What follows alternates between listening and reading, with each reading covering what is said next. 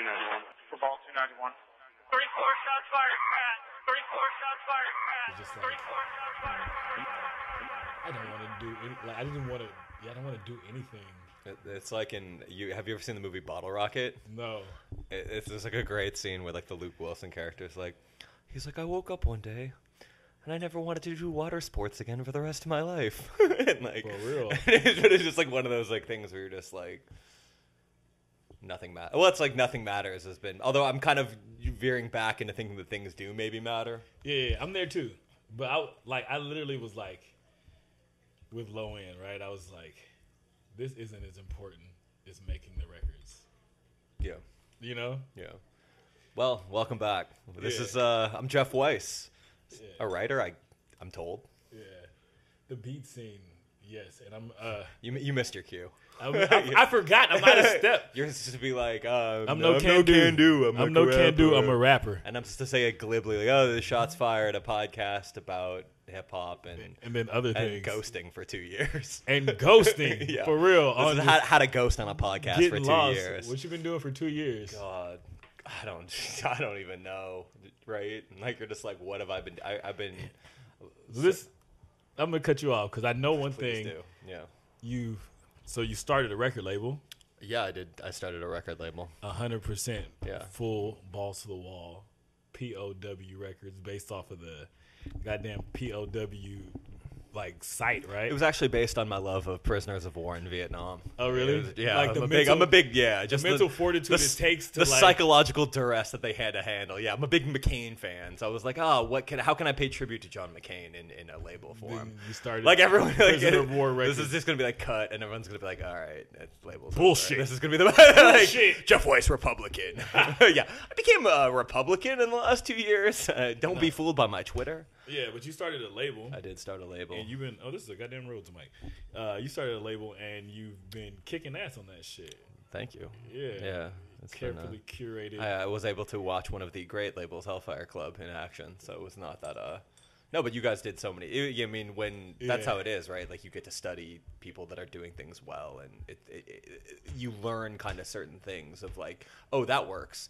I wish that we had what Hellfire had, which is in the sense of that they were all everyone was collaborating. Yeah, which I think is like a real magic, which I've tried to make. That's like the Death Row shit. That's like, yeah. What you imagine, like, that's what the sound bombing shits did for Raucus, you know? Because, it was all in New York, all in L.A., whereas, like, the artist on the label, like, really only Natia's in L.A. right now. Yeah, I like that better, though. I feel like that's the downfall of... Yes, people don't get mad. Yeah. I feel like that's the downfall of, like, a lot of those labels that, like... The artist run kind of like collective labels is once it's known for that time and that sound, it's really hard. Like you have to find a Tupac, Well, the artist run label is particularly hard. If you look at the history of artist run labels, it's almost like at some point the artist has to take a step back. Yeah. You know what I mean? Because if you look at M.O.T.H Records, that was founded it's a big indie rock label, and they were founded by the band Superchunk. Yeah.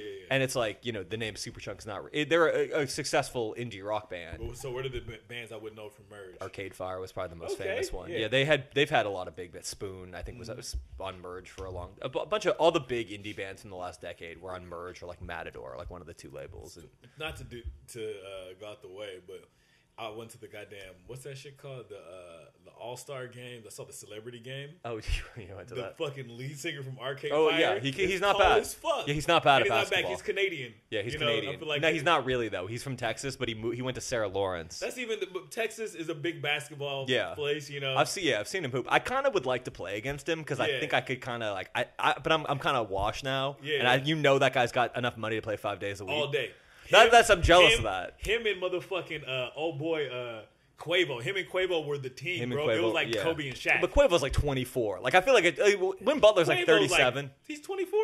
Maybe he's like, who knows? But it's not about the age. It literally is just the teamwork they had. It was like it was Quavo and Win Butler. It was Quavo and Win Butler, bro. That's amazing. That was so tight. And that was like the music guys, the biggest band in rap, you know what I'm saying? Yeah. And then one of the biggest indie rock band. They're the ones that got the Grammy at the end. They won at the end. They were probably of the last decade. They were the band that like went from ashy to classy. Yeah. Of the indie rock scene. And so, you know, it takes... I'm not a fan, per se, it's but two winners. I respect his basketball acumen. I haven't heard too much Arcade Fire. Like, by that time, I was out of rock shit. But, like... Post Smashing Pumpkins, it was all over. I mean, not post Smashing Pumpkins, but I feel like there's some more poppin' white rappers. We haven't even talked about Lil Peep. Were you a Lil Peep fan? Because I was going to say that would either be you would hate or you'd like him because he's doing the emo rap thing. Okay, so this is my Lil Peep story. I'm the publishing company that I was signed to. Yeah. Pulse. We have this fucking goddamn studio with like 8 rooms, right? Over in Burbank. And there's a gang of different rooms with like different camps. I'm always working solo. I'm like coffee, a beer, a spliff. And I don't like a spliff. Yeah. So and everything has changed. Everything's changed. So do you smoke a lot of weed now?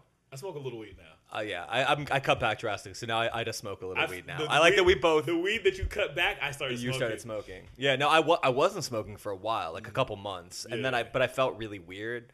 Like I was like, who are you? I don't even know. But now I'm back to smoking a little bit. Smoking a little, yeah. Because I realized I'm profoundly not funny when I'm sober. Oh, really? Yeah, I'm just like, I'm very serious. I know. Not like I'm hilarious when I'm stoned, but I'm.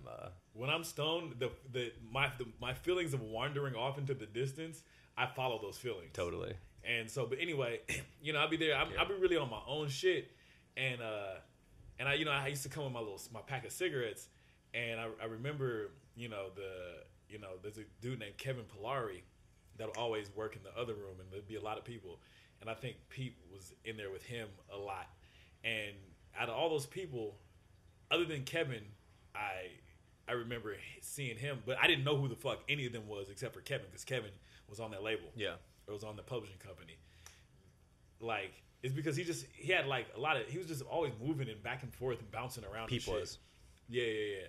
And then a dude named Braden Morgan Nedar. Oh yeah, he made all the beats. Which is funny because that was like Milo's. That's Milo's boy. Yeah. Yeah. I remember he was around all the time. Yeah. And now he's not in LA, I don't think anymore. Is he? No, he's out here. Is he? He's out here. I haven't seen him in a minute. And yeah, he did well for himself. Yeah, I remember when he first came. He came with Milo. With Milo, yeah.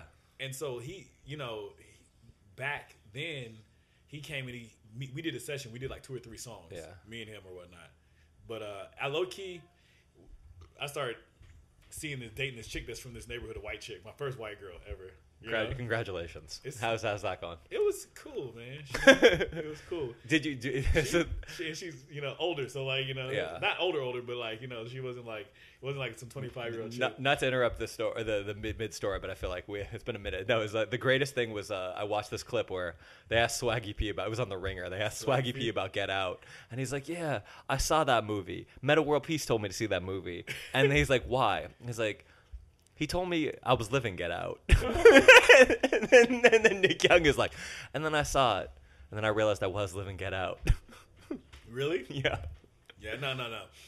I'm an LA dude, and I be playing on my own terms. There's no way. But I just thought that was the funniest story I'd ever. I could see Swaggy P living Get Out. With Iggy Azalea. Yeah. Like, she had some racist things in her background. You think she was racist? No, but I think she was like racist how like some Australian people happen to be not all obviously to our massive audience in Brisbane. We've been getting a lot of followers, and everyone's probably like, do you get like hit up by people randomly being like, what are you gonna do when their shots fired? Bro, I did every time I release some content, bro. It don't matter what it is. Somebody's like, that's cool, but they say this, that's cool, but what's up with shots fired? That's cool, but when are you gonna go back to battle rap? That's cool, but low and thick. I'm like, bro, fuck all that. But this is the one thing that I'm willing to do. I'm honored. Yeah. No, for real. Yeah, thank you. Yeah. Because it's like, well, it's like I felt like it's like being in a band. Like it's like you might like take like everyone's like, is it done? And I was like, it's a long hiatus. I was like, it could be 5 years, it could be 2 years. We could not do another episode for 4 years. Like it'll eventually. I'm not good at quitting things, but I'm really good at taking long breaks. Or being very late. Very late. We were an hour late. But it was here. It was fine. I was like, I expected you to be an hour late. But to finish the Peep story, is when the chick used to play the music or whatnot, and I actually liked it. You know, Peeps music. Yeah, I liked it. No, he was talented. Yeah, and to be totally honest, on some like white rapper shit, which is so funny.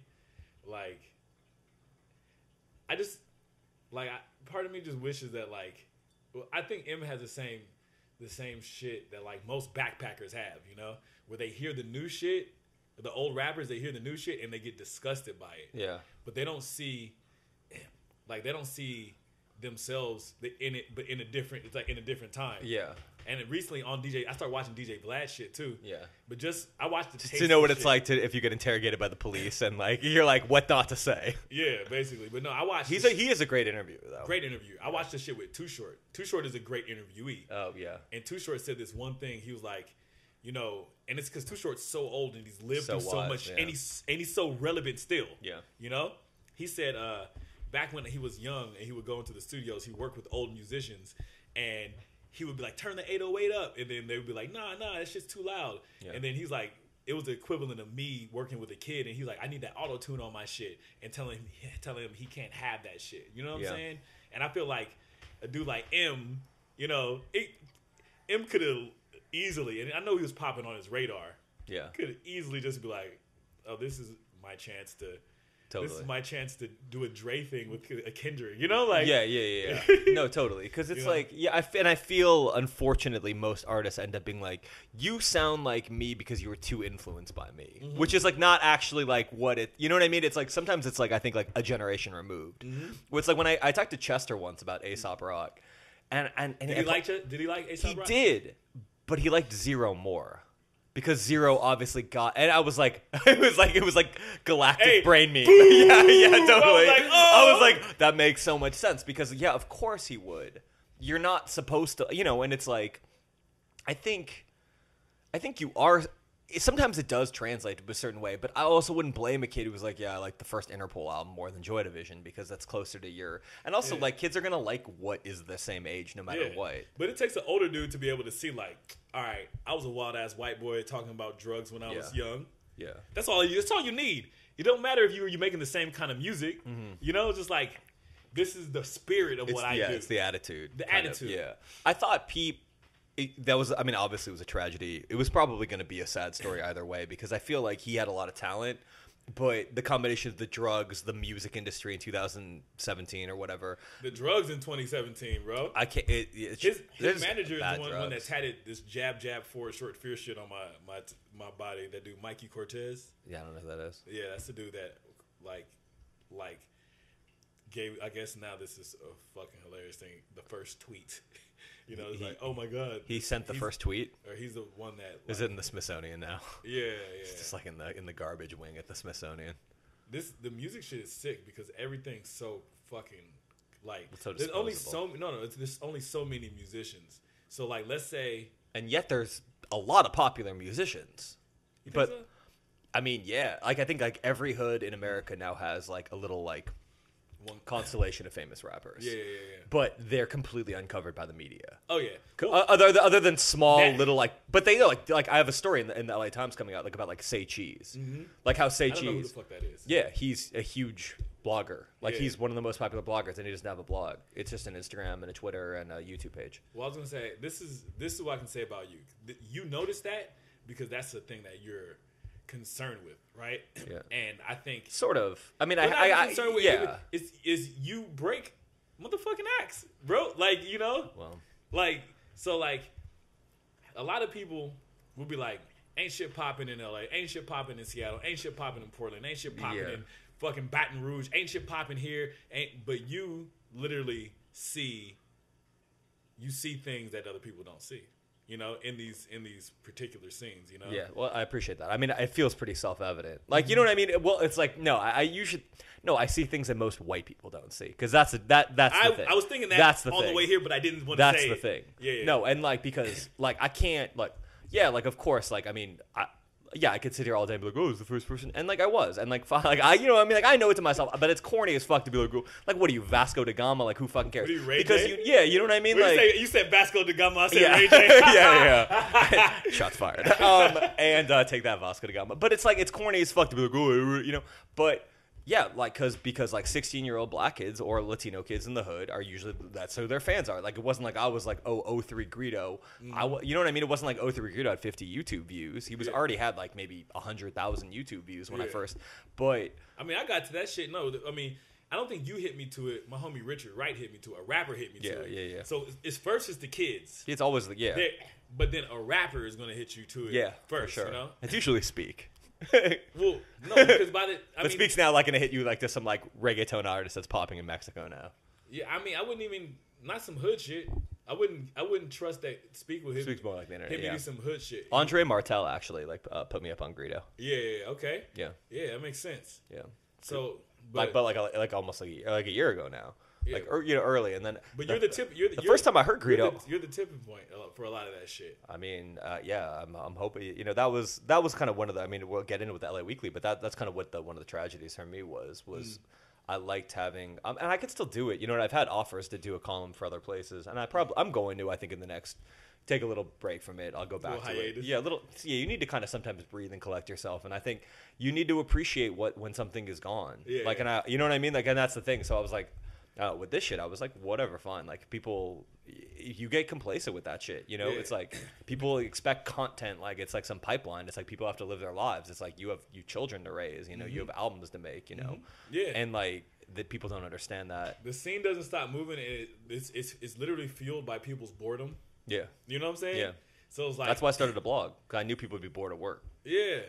But so like your LA Weekly thing is like they might be like every week I expected this and this and this and that, but they don't understand that like I don't know, maybe you just had to do some shit. That's how I felt about the low end shit. Like bro, I can't be here drinking with y'all motherfuckers every week. That's low to do a weekly party. It's an insane proposition. It was. It's grinding. That shit is like it's like being a pro athlete. How are you gonna not drink a little bit? Yeah.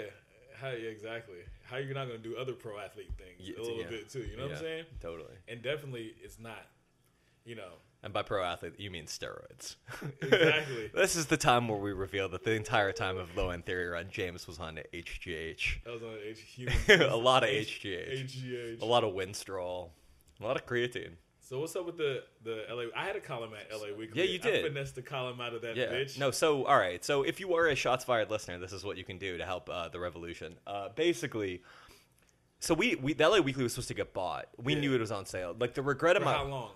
Since like January of last year, right? But like we were naive because like that's the thing about journalists. I think sometimes like they're like really savvy and smart, but they also like have a weird kind of optimistic, non-cynical side sometimes too. Not like necessarily when it comes to news, because I think you're like skeptical of what you're doing for a story, but you're like, oh, something good will happen in the world, and like, no, it actually was.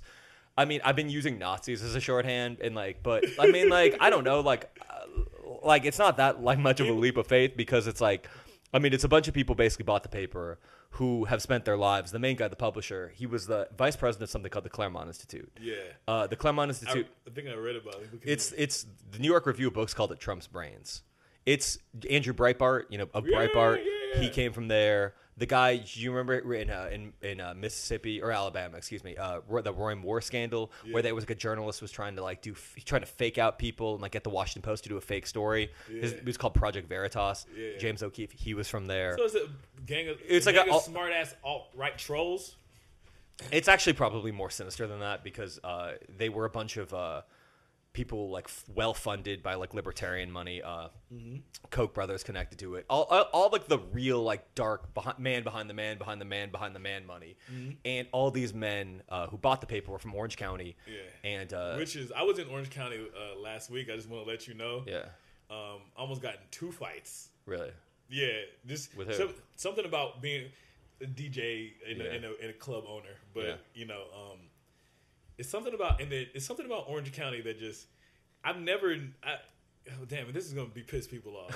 But there's something about the show's called Shots Fired. Yeah, so, but there's something about Orange County.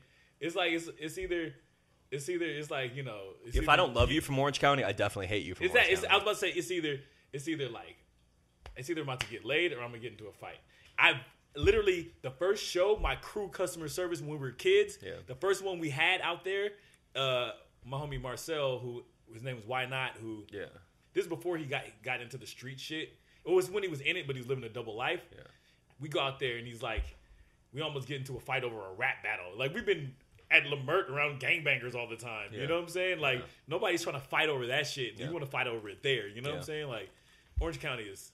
Yeah, basically the show, the OC was, it's too big. It's a suburb. It's a big suburb. But it's also the crazy. So like the Lincoln Club, right? It's like all these things. Like this guy's a member of the Lincoln Club. What the fuck is the Lincoln Club? It's like it's like the most influential ultra right thing in California for the last like half century. So like Nixon and Ronald Reagan.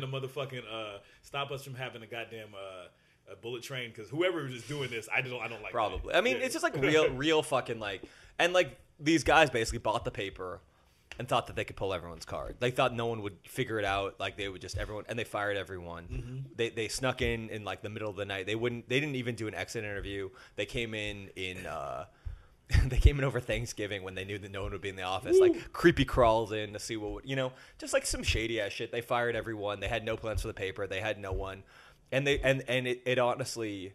I mean, they've committed just an unbelievable series of like ethical violations. They've lied compulsively on the air. Mm-hmm. I mean, they bought followers. I mean, like you could go on and on. Bought motherfucking followers. They've got like And why would they want bots when they already? Because no one will actually follow. It's just a shell. It's a con. Yeah, it's an elaborate con. They thought they could like basically con a bunch of weed dispensers to advertise and them run a really shoddy product, and no one would note the difference.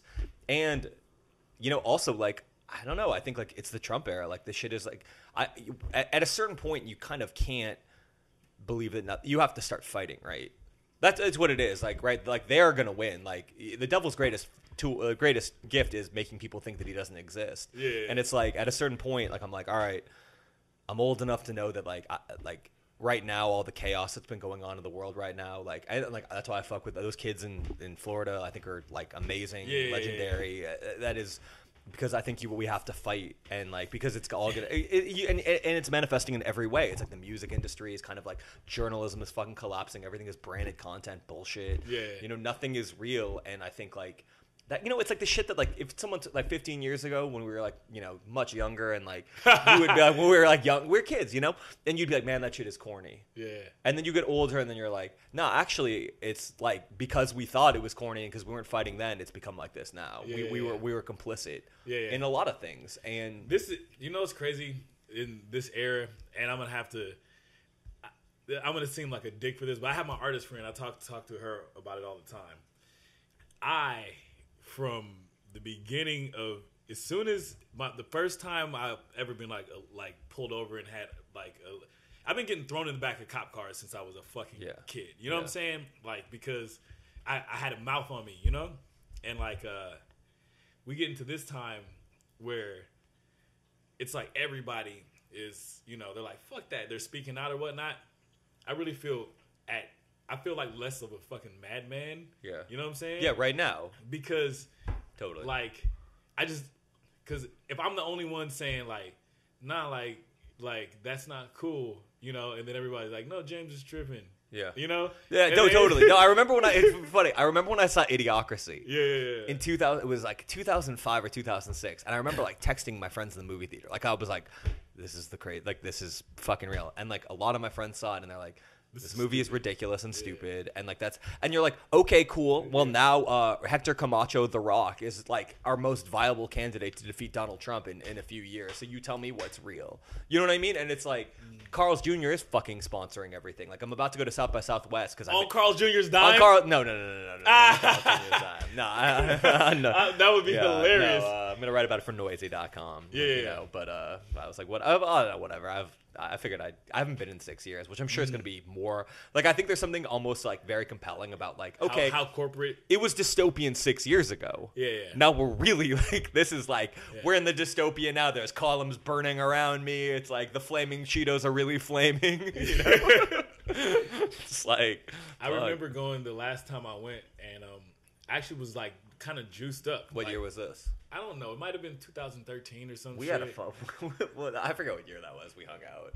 I don't know, but it might have been that year. No, that was before that. I was like definitely definitely rolling on Molly, and it was No.H had an after party. We were hanging out. I wish I was on drugs back then. That would have been fucking great. I never did drugs at South by, and I was like always stressed and like running from show to show and booking other motherfuckers. But anyway, I was juiced up. Like, I had, like, you know, the South by badge, and I had, like, a Pepsi badge, and a goddamn Samsung badge, and an Apple badge, and all this shit. And I thought about the times before when I saw, like when I saw Wiz Khalifa. Oh, no, that's when we linked up. When Wiz Khalifa and Yellow Wolf and J. Cole and all those motherfuckers, their first showcase, it was a Two Dope Boys thing, right? Yeah. And I was like, damn, like, ain't nothing coming out of this ever. You know? Like, if... Even, you know, Fader's a respectable magazine, you know, whatever. I don't know too much about them, but you know, that's the one thing we have to look forward to. But everything else is just some. It's like, yeah, it's done. I feel like it's been done. But I almost wonder if it's like so done that it almost like will be cool because it's so done that like maybe it kind of lost like the corporations are like It's like a NASCAR jacket at this point. You know what I'm saying? Like. And not the good one like that Boosie wore. Well, I'm saying like when it has all the logos on it, it becomes like this crazy art. Yeah, like it might just become art. Yeah, like it might just become art. Like where it's like so we'll see. I don't know. Maybe I'll take acid. I don't know. I haven't done a psychedelic. The last time I did a psychedelic was Fish on Halloween in Vegas. No, in Vegas. I'm going. Keep going. Dressed as Jon Snow, and they were doing all the songs of David Bowie, which is why I went because I wanted to sing. And it was honestly one. I'm not. I could never listen to it. You couldn't pay me to listen to a Fish album straight through. I mean, you could pay me. It's not that bad. I mean, I don't mind. Like, I don't mind. It's pleasant background music. But when they do other people's songs and you're really fucked up, they're one of the greatest bands. Best. Yeah. They can do other people. Like that's like their gift is like covers. They're just the most amazing. I mean, The Dead was like that, but Fish, well, they're not as good as The Dead, but they can reinvent a song. I think in a way where it's like staggering how imaginative they are, but like it almost like they need that control because left to their own devices it just becomes too whimsical and silly. So okay, but I was dressed like Jon Snow. I don't watch game. My ex-wife watches Game of Thrones. Oh yeah, and my girlfriend at the time was dressed as the Red Woman. Really? Yeah, which you don't know any of this stuff. It was pretty legendary actually. People were stopping us and they're like, "You guys are the greatest." Like really? Well, because it was the season after. So Jon Snow gets killed, right? Yeah. And he has to rely on the Red Woman to like bring him back to life. And people come back to life in that shit. Yeah, it got a little ridiculous, honestly. Like, it kind of got bad the last, like, couple seasons. The 2 seasons ago was okay. The last season was not that good. The only thing I know about this shit, and this is what I know about it from Dragon Ball Super. I listened to it. Yeah. Shots fired is back. Yeah, we're back. No, I listened to this dude named Geekdom 101. Yeah. And he has a whole, like, a comment. He has a kind of like a podcast, kind of like our shit, but it's just him talking about Dragon Ball Super. And sounds awfully boring. No, you're like it's the best thing I've ever heard. No, he's one of like it's. I'm sure it's good if you as a commentator, like, and just his elocution, like his fucking descriptiveness. He's on point. It's like Joe Rogan for the fucking MMA podcast. Yeah, back in the day. Yeah, but basically, he said that Game of Thrones, the show has gotten farther than the written material. Yeah, like Dragon Ball Super is farther than the manga. Oh, I didn't know that in Dragon Ball. Yeah, so when you're like ahead of the written material, like it's gonna get fucked up because like that's what controlled. Totally, you know, like this is where you can fucking anchor this shit. Well, and it's metaphorical for everything wrong in our society, right? Like it's like the entertainment industrial complex got ahead of the art.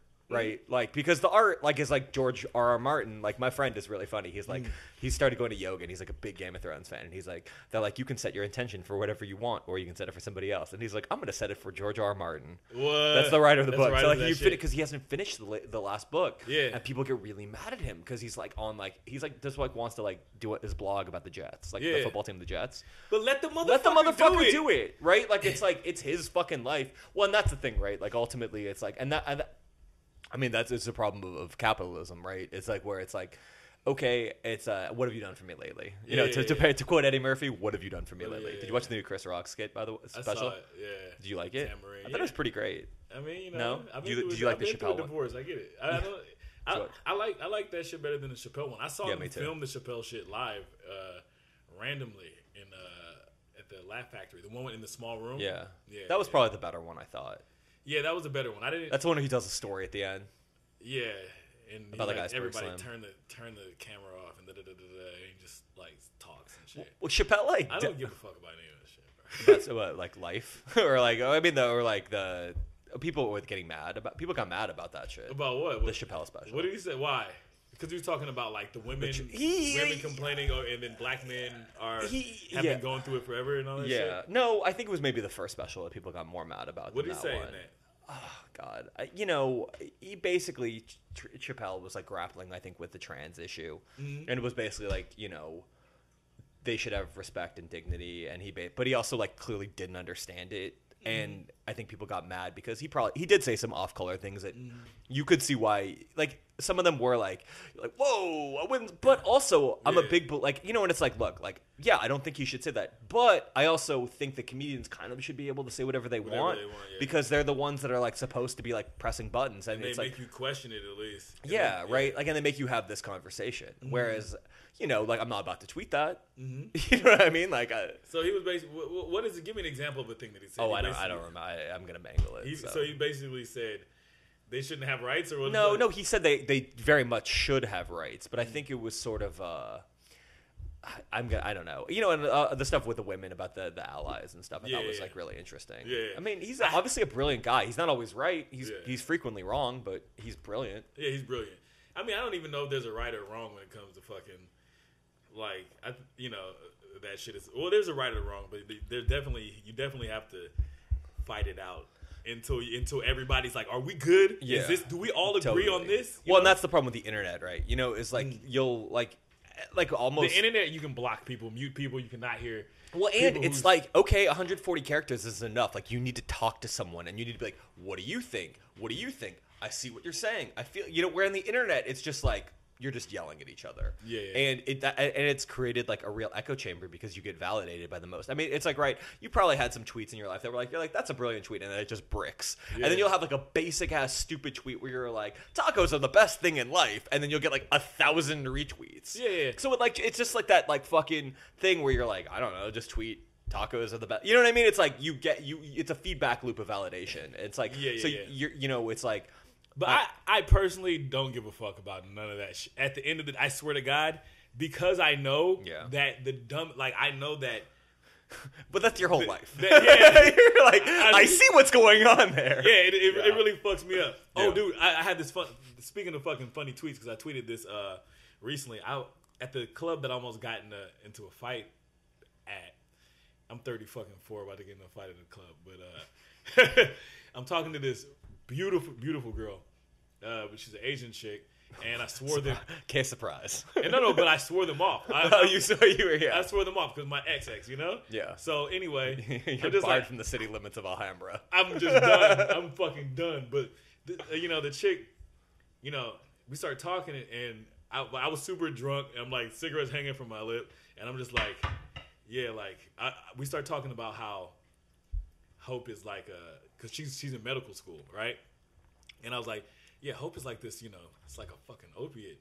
And, you know, if you make anything where there's hope in it, you know what I'm saying, while you still have hope, it's just full of lies, you know? Yeah. And, yeah, and anyway. Real uplifting hours. Yeah, and fucking Gucci Gang was on in the background. It was beautiful. And I tweeted this shit, you know, and whatever, my homegirl, who's also equally as dark as me, she retweeted it. But I guess the thing that I was going to get at is that, like, you know, you can say the most profound thing on the internet. You can say the most profound thing in a room full of motherfuckers, but unless you got the right audience, like, that shit it don't fucking matter. You know what I'm saying? Yeah. And it's best to keep those things, and not to say that thing was profound, but the chick kind of felt me at the time. You know what I'm saying? She felt what I was saying. But, you know, if it was any of the three thoughties that were in the nearest earshot, you know, it would have been like Gucci Gang. It would have been bouncing to that. Do you like the Gucci Gang song? I like music. I think that's the best song Mac Miller ever made, Gucci Gang. Is that a Mac Miller song? No, it's a Little Pump song. But if you go back and listen to it, he sounds just like Mac Miller. I thought it was Mac Miller when I first heard it. I'm not gonna lie. He sounds just like Mac Miller. Yeah. I'm happy for Mac Miller. I like Mac Miller. Like, I don't like his music per se, but like, I like Mac. It's not bad. Yeah. Like, and like on some level, like, that's an achievement for Mac Miller to go from like, all right, to everyone be like, he's fine. Yeah, I don't.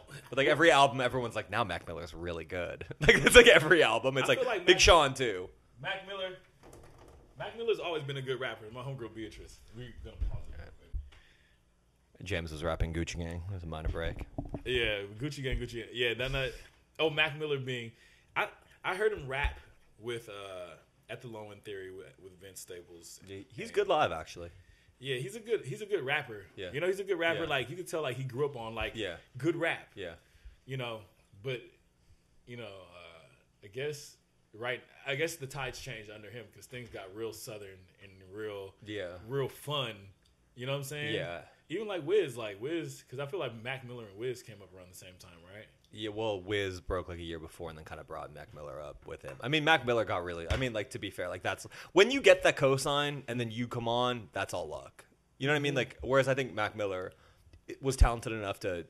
Well, like, he was marketed well enough and, like, you know, he made sense. Yeah. Everyone wants, like, a young... If you can get a young white rapper, you can probably market them and get rich off of it. I mean, that's... I guess Lil Pump isn't white. I mean, he's Latin. But at the same time... He's white passing, I think, for a lot of people. You think so? Maybe. I don't know. Maybe not. Maybe not. I guess he's ethnically ambiguous. Ethnically ambiguous. Yeah. And that's almost more But I think that's, totally. Where it's like Logic was an interesting thing because I think a lot of people didn't know that Logic was half black. Yeah. And a lot of white kids were like, oh, a white rapper. Yeah. You know. It's like the Slug thing, too, back in the day. Totally. I thought Slug was a white rapper. Fucking, speaking of, what do you think about the Spanish shit? What do you think about Tekashi? Oh, I hate Tekashi. Yeah. I think he's awful. He's a clown. I mean, yeah, I do think he's a clown. I like that song Don Q where the Casanova song, I think it's called. Set Trippin'. I think that's the one. It's great. I fucking think Tekashi sucks. And like there's very like I don't fuck with Trippie Redd, but like I can listen to Trippie Redd and be like, all right, a couple songs in here are really good. Yeah. And like that Gummo song, like I get why people like the Gummo song. Oh, it's the beat. It's the beat. And oh boy made it. What's his name? Did Pierre Bourne make that Pierre, beat? Man. Yeah. Hey, that guy is good. Hard. Yeah, he is good. He's a great producer. Yeah. I mean, you listen to Young Nudie? Nah. I don't see like that's actually Greedo's favorite rapper. Hanging out with you, I'm gonna learn all this new shit. I saw Trippie Redd. We'll do like 10 episodes. You're like, I never want to. Like, you're like, I've had enough. I've had enough. Yeah, I've had enough. Back into hiding. I go. See you in the year 2022. Fucking I was high as shit. Okay, look. Fucking what's that shit called? The Rolling Loud Festival. You went to that? Well, Dumbfounded performed. Oh, cool. And we have a song together. So we went. I got free passes and all that shit, free drinks, but we had to be there all goddamn day. Sounds horrible. Anyway, had a pack of smokes. I almost killed a whole pack due to sheer nervousness and just standing around all day. I talked to somebody later in the day, and they were like, I know your voice. You used to battle in the valley back in the day. This motherfucker handed me all the weed. All the weed. Bro, he gave me this fucking jar that I haven't even finished. And I gave some to my cousins. And then he gave me some bats, some pre-rolls or whatnot. Yeah, so they're wild with the crazy thing is there's only 3 things I think in life that have gone down in value in the last 15 years. It's music, weed, and writing. Oh, for sure. 3 things. Dude, three, like literally the 3 most valuable things the most in my life. Yeah. You know. And that's I mean, honestly, the Valley is probably a little creative hotbed because of that. Just is the Valley a creative hotbed? I mean, there's a lot of studios out there. There are a lot of studios out there. But creative in the way that like you go there and you think there's no creativity, but then that's where people are like, you know, at night doing the weird things that make interesting art. Yeah. You know. But anyway, fucking I watched Trippie Redd. Yeah. I watched Trippie Redd. I go to see what's that Playboy Cardi, who I'm a fan of, probably because of Pierre. Yeah, I mean, I can't imagine a Pierre, like a Playboy Cardi album without those beats. Yeah, you know. But I do like his approach and stuff. But I saw Trippie Redd performing, and being that I'm a big Smashing Pumpkins fan. Yeah, you know. that. And then being that I'm a fan of any rapper that has 50 niggas on stage. That's so. I'm usually not a fan of when they bring 50 people on stage. Dude, no, you like Wu-Tang Clan though. Yeah, but had you been to a Wu-Tang Clan show? They really were terrible. Like, I never went to a good... I mean, to be fair, it was like, this is the early 2000s after they were kind of already like on the downward slope. But like, I never went to a good Wu-Tang show. Actually, I take that back. I went to one very good... I think it might have been at Coachella, though. Yeah. Well, that could be cool, but... Even my favorite videos, like grime videos, or the Jay-Z at the tunnel when he's doing it can't be. Or Kanye at the Brit Awards with All Day. That was good. All Day. I don't know about that performance, but anyway, if you mix Smashing Pumpkins with 50 niggas on stage. What if it's like 50 people in Billy Corgan masks on stage, but they're black? I know, that would be even better. I was like, that's your next tour. I was like, I fuck with this. I fuck with this kid. It's 50 people from South Central in Billy Corgan masks. Billy Corgan masks. And there's one guy in a James Iha mask. Yeah, I'm with it. Smashing Pumpkins are playing the goddamn Forum on August 30th. So if you can finesse tickets, can you finesse tickets? How can we finesse tickets, Jeff? You got the juice. I want some tickets to that bitch. Yeah, I would like to see Smashing Pumpkins, actually. A lot of people are mad because they're like, it's not the original lineup and shit. Yeah, I know. But it's like, it was all Billy Corgan. Like, no shots at anyone, but like... He's the mastermind behind it. Yeah, like, you can get someone to play the same guitar line. Yeah. He is the reason why the group broke up, in the sense that he kind of like got a little... I mean, he's crazy. He's crazy. I mean, like, of course, like, how are you gonna like write Siamese Dream and like Melancholy and the Infinite Sadness and not be like a little like loopy? Well, he drove himself crazy with him trying to get there. Top that. Yeah. Well, I mean, like, Melancholy is like where it's like all right, he's it's a lot. It's a double album. Yeah. He Tupac'd himself in the white way. Yeah. You know? Yeah. No. Totally. Yeah. Is Melancholy the Eyes on Me? All Eyes on Me. It's all. Melancholy and the Infinite Sadness is all eyes on me. Yeah. You know, it's not life after death. It's definitely more effective, I think. Have you listened to Draco yet? Yes, Flu Flamin'. He's amazing, right? Are you? Yeah. To me, he's probably my favorite rapper right now. Yeah, I think he. I mean, I'm trying to understand this new thing where it's like these street dudes that are punchline crazy. I was in the studio with some dudes from Compton actually, and being that I'm a Lamert Park dude from Compton and an ex-battle rapper, I don't even know their names. Yeah. I was high as shit. Yeah. You know, but so much has changed. I don't even know. But, like, these dudes and, you know, like, they got the street shit where they're, you know, they have the storytelling, but then they have the punchlines, too. And it's way, I don't know, man. We're in a new era. Like dudes like him, there's another dude like Saba my homie hit me with that link, Saba Baby or Saba Sababi? Yeah. I think he's kind of a Young Thug clone, though. No, not him. Not him. Okay. It's a dude with a song called Digimon. He's from fucking Detroit. Oh, Detroit has like a lot of like really good rappers right But they're now. like street rappers, they're but really they're street punchline-y. rappers. Yeah. And so, but I mean, like, to be fair, that makes sense because like Big Sean was trying to do that. Yeah. And Danny Brown did that. Danny Brown definitely had punchlines all day. Yeah, he did. But he was like rapping about street shit, but he was doing it like in a kind of way that was like palatable to hipsters. Yeah. Versus like Doughboys Cash Out, more animated than the street dudes. Did you hear the Payroll Giovanni and Cardo album? I haven't heard that. You'll love that. That'll be your favorite record because it's super Bay. Yeah. Playboy Payroll Giovanni, Big Bossin too. It's Okay. it's amazing. Let me it's really good. On my phone. But the street dudes, like what Danny did, he was like really animated. He was really selling. Yeah. The sell on dudes like the Flu Flamin' guy. What's his name? Draco is that he's not selling it at all. He's not selling it. No. And crack, you don't have to sell crack. No, he doesn't. No, and like you know what I'm saying? It sells itself. No, he's like, man, he is so funny. Like I have a story actually coming. It'll probably be out it'll be out in the LA Times on Sunday. It's like a big story on him. And he went to jail. I interviewed him the first time in jail. Then he got out for a month. I interviewed him in between. Yeah. And he got sent right back in. So he's been in jail for the last. Violations or what? There's a detective that they think is kind of hounding them in the whole Stink team, which is his crew. Yeah. And he's had a lot of like, you know, I think he. Where's he from? He's from the hundreds. He's from the hundreds. Okay. Yeah, and like Flu Flamming. You know what Flu Flamming means? It's like it's home invasions. He goes like flocking. Oh, okay. But he just like, you know what I mean? Like I don't know. He kind of has like, he sounds nothing like Ghostface Killah in the slightest bit. But he does the same thing. Yeah. Like where it's like he invented like a style where you're like, it's under like an offbeat style. You know, like Ghostface would sometimes kind of rap offbeat. Like he'd just start yelling and he was always out of the pocket, but it was kind of always right on it would always end up in the pocket. It's his pocket. It's his, exactly. Yeah. And everything is in code. Yeah. You know, like, because he was calling like the extended clip rifle, Shenanay's, because the extensions and Shenanay's there. Yeah. But then he changed it to Pippi Longstockings because you know Pippi Longstocking had the long pigtails and shit. Yeah. It's just like weird shit where it was like you could tell, like, I don't know, I like people that like they pick up on something when they're like 4 years old or something. You know what I mean? It sticks in the back of their brain and like comes out in a weird kind of. Yeah. Or it's like when Wayne would be like, my favorite movie was Gremlins. You know, like I just wanted to say that. Yeah, I just wanted to say that. And then you can tell they use it at the right times. You know, in a way that other people, if you're listening, you understand it. Yeah. You know? Yeah. All right, let's talk about your new music. You just have a new EP out. Yeah. Oh, God. M.O.T.H. Oh, God. Yeah. I've released 3 goddamn since projects the last... since we fucking sat down.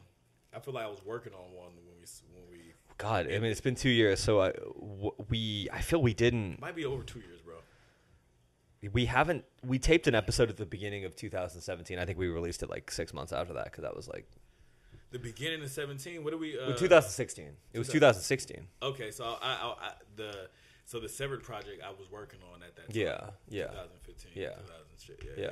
And then I did King Snake, and then I just released M.O.T.H. I did M.O.T.H. I made M.O.T.H. in about a month. Yeah. Yeah, which, was tight. That was deep into your emo. I don't even think it's that emo. I don't even think that's that emo. I literally, that's when I had my ritual of had my little spliff, had my fucking, what's that shit? My coffee and then either 2 Sierra Nevadas or I just get a tall boy. And I'd be in there solo bolo. And this is, basically I was married from 25 to 30, but I was with Anastasia, my ex-wife. 16, yeah. 17. And then how long has it been since you guys got divorced? Like 3 years now? 4 years. 4 years. Yeah, 3 or 4 years. Then I started dating, Asian chick, right? And then she fucking dumped me in the middle of the summer. Yeah. And so I started, literally, for the first time in my life, just dating in LA. Yeah. You know what I'm saying? Yeah, no, I totally. First time, I'm going to go out for dinner with this one, and I'm going to do that, I'm going to do that, I'm going to do that. Or I'm, not fucking with nobody, but I'm Where lonely. were your date spots? Huh? Where were your date spots? I will never tell. You'll never divulge. I never been. Never fold. Never fold. You'll never know. If these dates could spit bars. And which they can via Twitter. Yeah. If you've dated No Can Do, tweet at us. Tweet at us. Yeah. It's and I didn't even do that much, but what I realized is that through that whole process is that I was just immature as fuck, emotionally, but I got mature fast because of the marriage thing and understanding in the aftermath of the marriage or during in the aftermath and then even the relationship.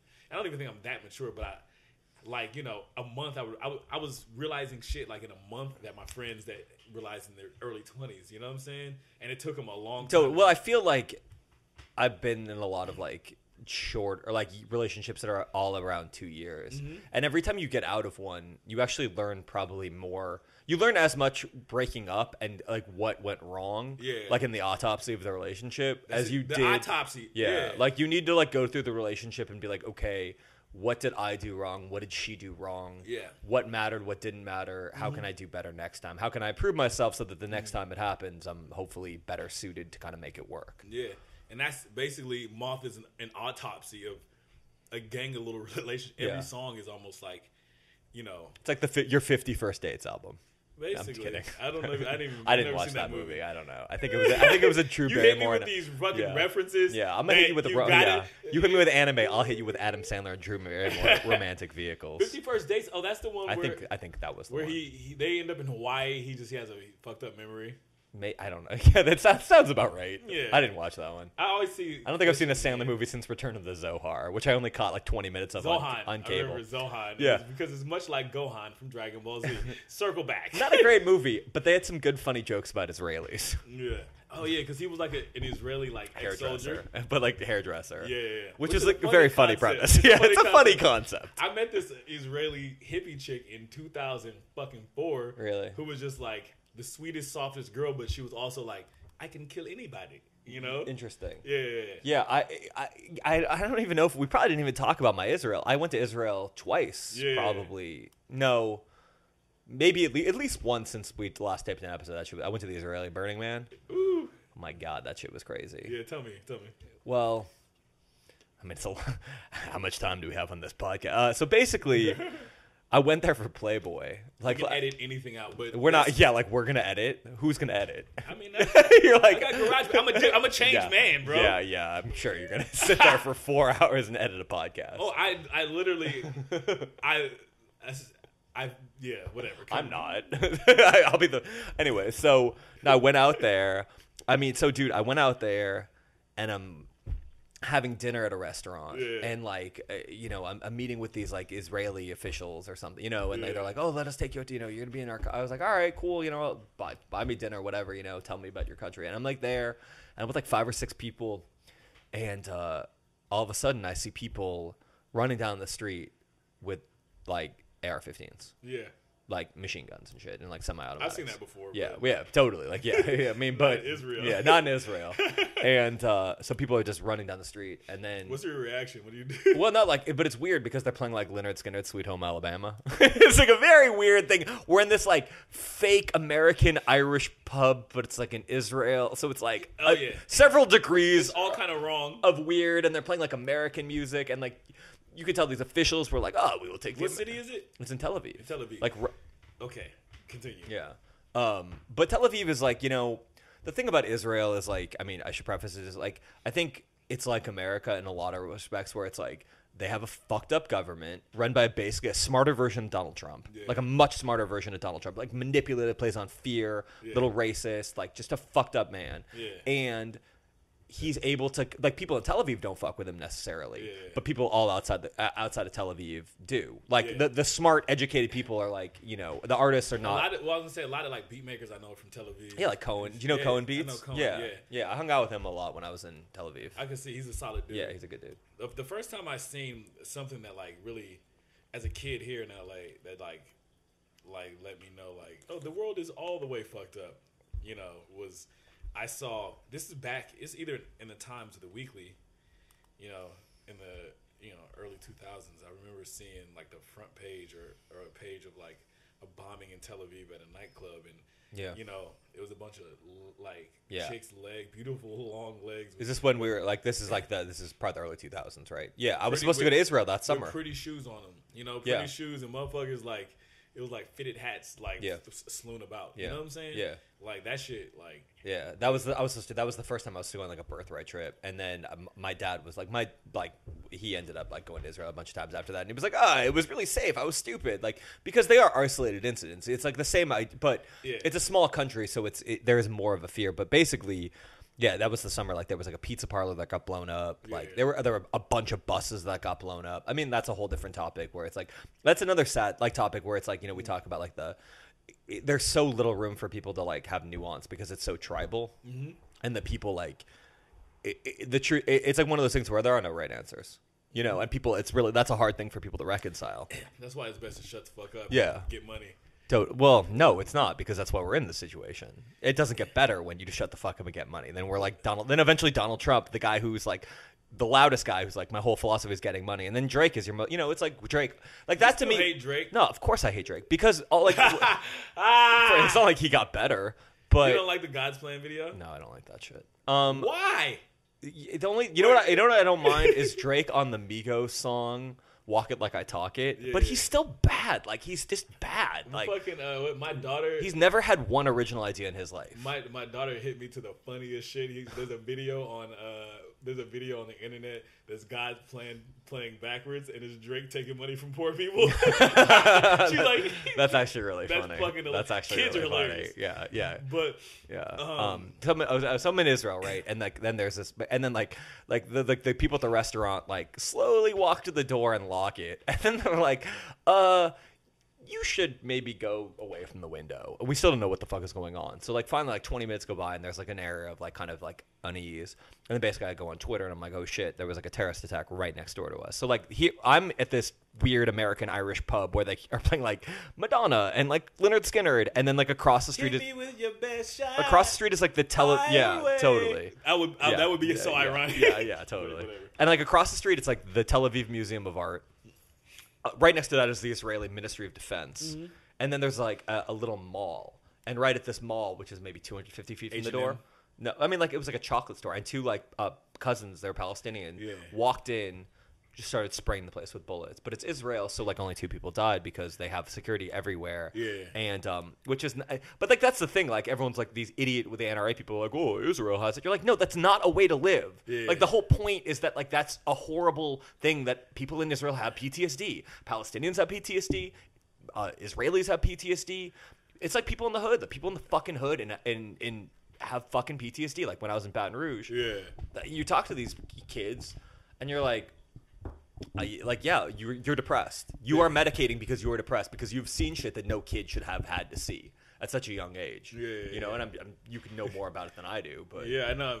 I literally, yeah, I have people in my family and friends of mine who, you know, like certain There's this study that says that like the more violent acts that you've seen and engage in, the more fucking, like, how do you say, like, there's like a part of your brain that like starts, it's like it builds like a muscle. Yeah, totally. No, it doesn't desensitize, it overactivates. Oh, really? So you're more likely to commit violence yourself? Well, is the thing, it's not you're more likely to commit violence, is that, you know how some people, they say you have a short fuse? Yeah. Like, he just got a short fuse. Yeah. You know what I'm saying? That short fuse, like, I know people that have a short fuse, and they came from violent homes. Yeah, me too. You know what I'm saying? Yeah, me too.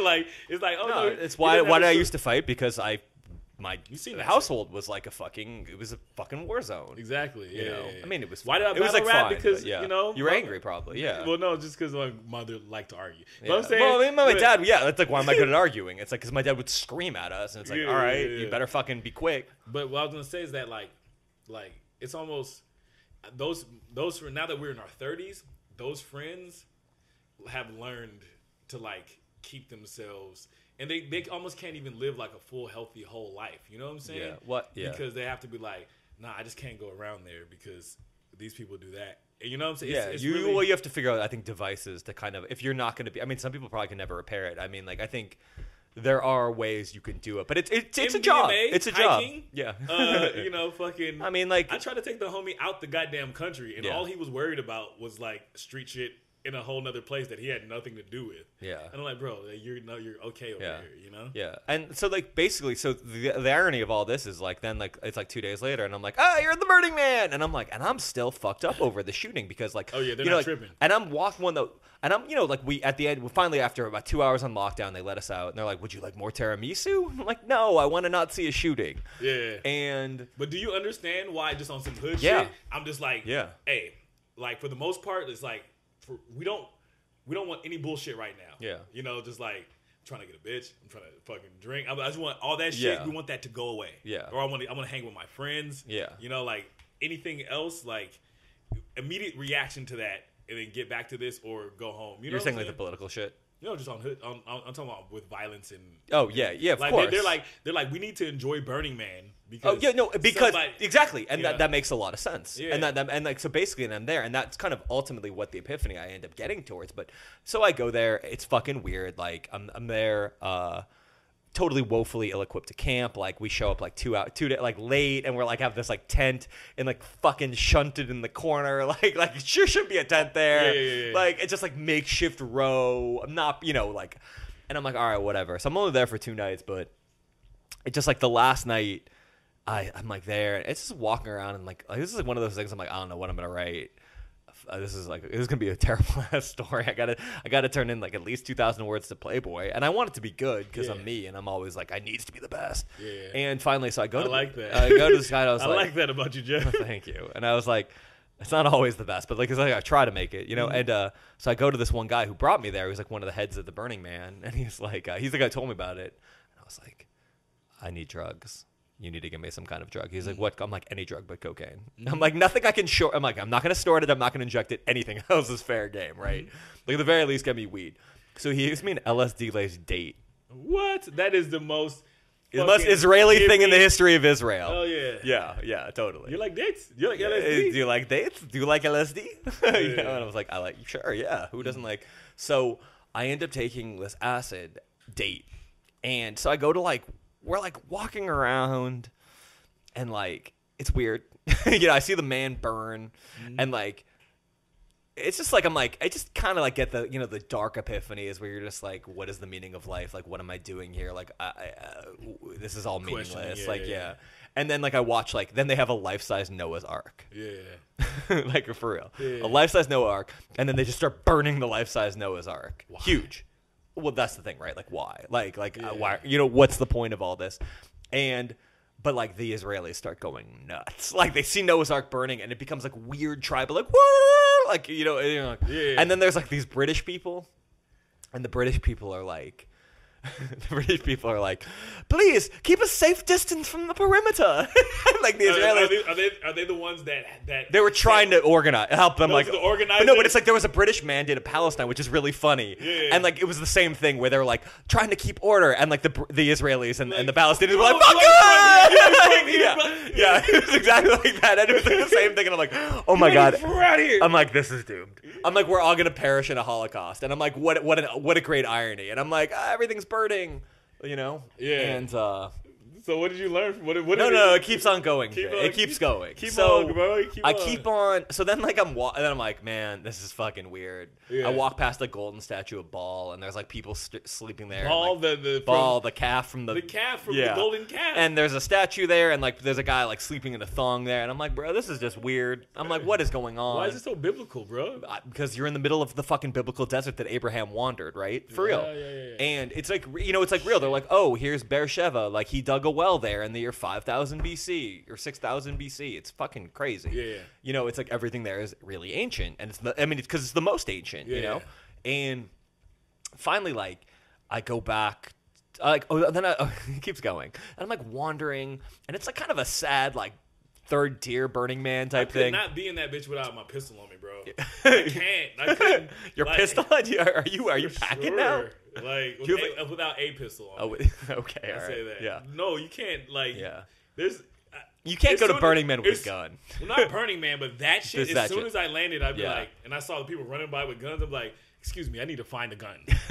Any kind of gun will do. Any kind of. It's like give me an old musket. It's just like so I can feel, I had some sort of control about this situation. So I'm kind of like tripping at this point. Like I saw some dance music at the time, and it's like, oh, mind you, everything there is psytrance practically. I don't know if you know what psytrance is, but it's like the worst kind of fucking dance music. Really? It's fucking awful. It's like super it's like uncha, but like intense and dark, and it like matches the kind of like the darkness of like that, having to deal with that, and that's their way of like it manifests in that way. Yeah. And I'm like walking, and like there's like a girl like trying to flail on these like little like loop things, like you pull up bars, and she's just like, it's just pathetic. The whole thing is just pathetic. There's no fucking there's no Petaluma hippie in her. No, it's the whole thing is weird. And then finally, like I hear like I see a place called the Afterlife, and it's like billowing clouds on the outside, and they're like, come into the afterlife, and I figure it's gonna be on some like soothing, and then I hear some soothing,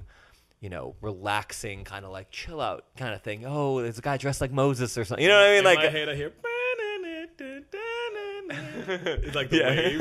Yeah, totally. I'm like, great. I go in and they're playing dentist office music. Cool. Put on some Dave Koz in that motherfucker. Yeah. And so then I fucking like I get in there and it's Knocking on Heaven's Door by Bob Dylan. Okay. And like, but it's an Israeli like S&M show. It's like a lesbian S&M show. Okay. And it's like but it's dark, man. Like there's a guy dressed like the devil cracking a bullwhip, and he's like really dressed like Lucifer and shit. Yeah. And I'm tripping, and I'm just like, this is terrible. Like I'm like, what is going on? And like, is it terrible because it's corny, or is it terrible because it's just dark? There's a dark energy, like a real like like sinister energy, right? Yeah, like you can feel, when you're on like a psychedelic drug, you feel that shit. You're like, you're a conduit, right? Yeah. And so, man, like then like the next song changes, and I was like, there's nowhere to sit. And I'm just standing there, and I'm like, everyone's looking at me. What the fuck? And then it's like, I'm like, I really wanted to film it, but I was like, they might murder me. And then the next song comes on, and it's like, wanted, dead or real, and it's like the John Bon Jovi, and I'm like, I gotta go. It's so dark, and I gotta go. So then I go, and then I go back to my tent, and I'm like, you know what? You took an L, dog. It happens. Like you didn't get one word out of it. I'm like nothing's good. I'm like, you just gave me 2,000 words right now. No. It keeps going. So I'm back in my fucking tent, and then there's like a weird, it's like. It is like an S&M kind of thing too, but I become convinced that like they look like Jewish Nazis, like Jewish leather Nazis. They're dressed kind of like German, like SS kind of thing. Yeah. And it's like dark, and I forget what it was called, but it was like some kind of like sex thing. Yeah. And it was like really not cool. It was like not sexy. Everyone was like, it was not hot. And I'm like in the tent. Festivals are not hot. They stink, bro. No, and I'm in the tent, and like then they start playing. It's like this is 3 a.m. right now, and they start playing like this like really dark music, and it's like grinding techno, and then it's like, and then it becomes, I swear, it's like, I am the devil. Let me go into the darkest corner of your mind. It really becomes like that, and I'm on acid. I'm like high as fuck. Like it is not stopping. In my tent, filthy. There's like I haven't showered in days. Like there's like wet wipes like in the corner. Like I have no clothes that are clean left, and I'm just like, this is the lowest moment of my life. I'm trying to sleep. I can't. And then I was like gonna go over to them, and I'm like, I'm gonna tell the Nazis to shut the fuck up. And I go over there, and like they're only speaking Hebrew. Yeah. And I don't speak a fucking word of Hebrew. Yeah. And I'm like, this is the worst moment of my life. Finally, I'm just like I bolt out. I'm like, I'm gone. And I go. And then the guy who gave me the acid, I was like, because his wife was a very famous cello player. Mm. And I was like, is your wife still playing the cello show at dawn?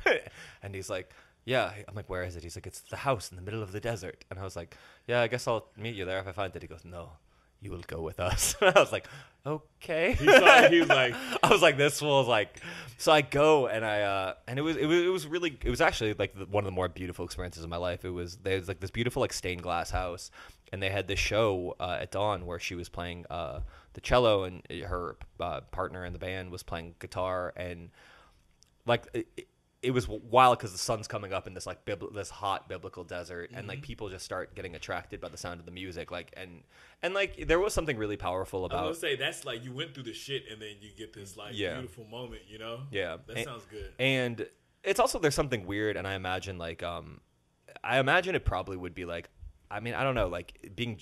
I'm not like religious in any way, shape, or form, and I'm not really like. But it almost made you believe in God. No, it didn't. But I did think there was something powerful about like I was thinking a lot about the Holocaust, because like you think about it, everyone there, and you're like, well, like 60 years ago, like there was like a mass world plot to exterminate all your people, and like people don't really think about that very much because we live in this like weird postmodern world where like everything is immediate.